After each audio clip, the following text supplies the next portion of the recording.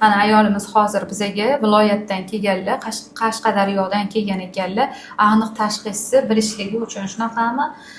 Bizada har kuni bunaqa holatlar viloyatdan kelganlar. Mana biz aytib bermoqmiz. Bularga o'zimizni o'sha Toshkent territoriyasidan to'liq diagnoz qo'yib, aniq tashxisni bilib ketish uchun kelishadi.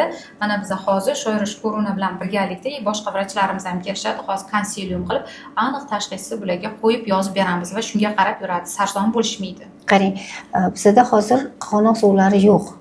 Почти yo'q. Bu angidramnion deyiladi, suv ketib qolganda ko'pincha bo'ladi. Hozir biz bolani o'lchaymiz, qog'onoq suvi yo'qligi, nima sabab yo'qligini ko'rib chiqamiz. Qog'onoq suv birdan ketib qolsa ham kamayib qoladi, yo'q bo'lib qoladi yoki buyrak tizimidami, buyrak qismlari bizada o'smagan, rivojlanmagan yoki qanaqadir nuqsonlar bo'lsa, buyrak qismida ham shunda ham bo'ladi. Hozir to'liq tashxis qo'yib, keyin sizga yozib beramiz.